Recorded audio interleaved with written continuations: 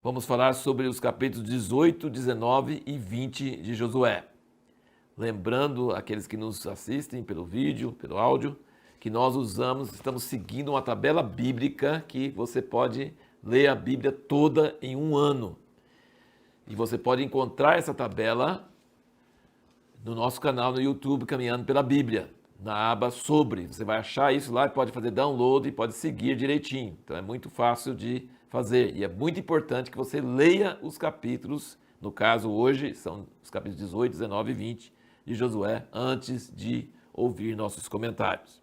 No capítulo 18 aqui, no início, diz o seguinte: ora, toda a congregação dos filhos de Israel, havendo conquistado a terra, se reuniu em Siló e ali armou a tenda da revelação. E dentre os filhos de Israel restavam 7 tribos que ainda não tinham repartido a sua herança. Quero comentar um pouquinho sobre isso. Já tinham 2 tribos e meio herdado a herança do outro lado do Jordão. Agora, Judá, Efraim e a outra meia parte da tribo de Manassés já tinham ganhado a sua herança. Faltavam 7 tribos, porque Levi não ia ganhar herança. Será que como é que eles lançaram essas sortes? Foi em Siló? Foi em outro lugar?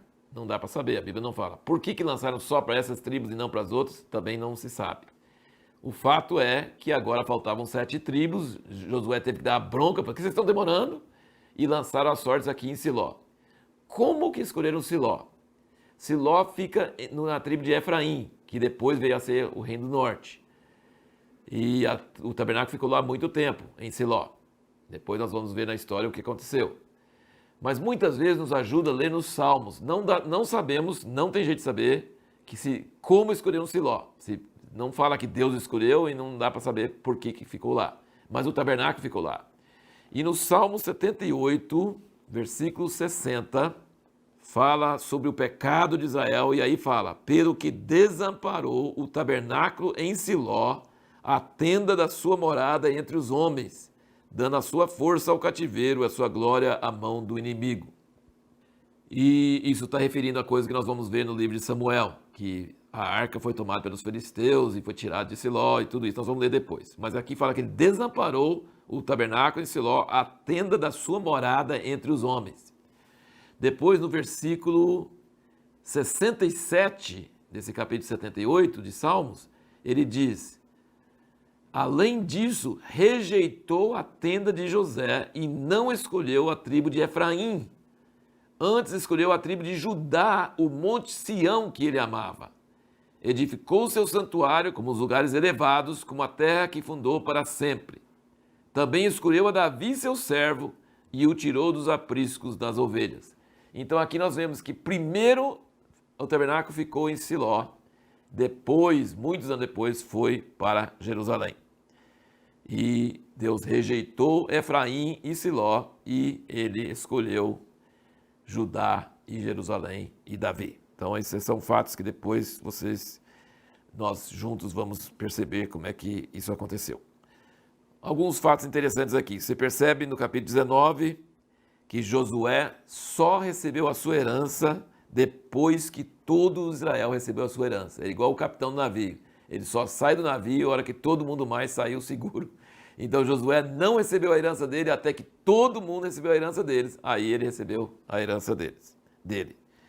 E finalmente, respondendo a pergunta que fizemos no último vídeo, nós vemos que Josué ouvia muito de Deus. Deus falava muito com ele. Se você marcar todas as vezes que Deus falou com Josué, aqui no livro de Josué, é muitas vezes. Só que isso não dispensava ele ler o que Deus tinha falado com Moisés. Deus tinha falado claramente que ele tinha que ler e ficar sempre lendo e seguindo e obedecendo. E no livro de Josué faz questão de dizer que Josué fez de acordo com o que Deus tinha falado para Josué, de acordo com o que Deus tinha falado com Moisés. Muitas vezes você vai encontrar no livro de Josué que ele fez de acordo com o que Deus mandou a Moisés. Então Josué foi muito criterioso em seguir a palavra escrita.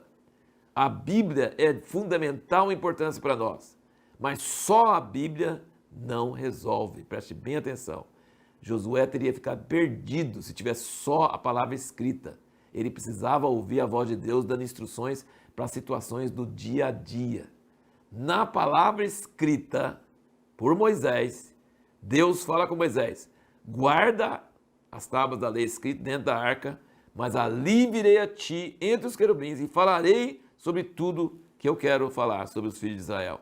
Então Deus nunca achou que a palavra escrita dele era suficiente.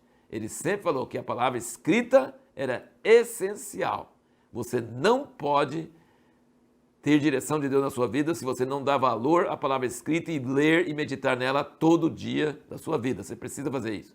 Mas só isso não basta. Você precisa ouvir Deus falando com você hoje, dando instruções exatas sobre como você deve fazer. Por exemplo, Josué não ia saber como vencer Jericó se não tivesse encontrado com o chefe do exército, o Senhor.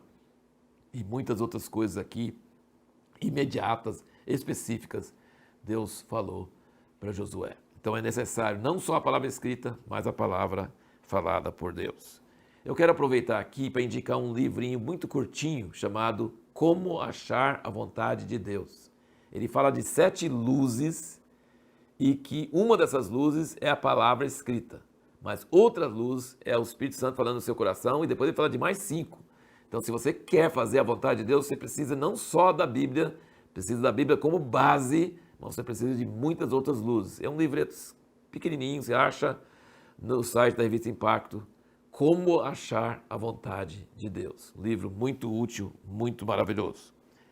E a pergunta que nós vamos tentar responder no próximo vídeo é: o que causa a divisão entre o povo de Deus?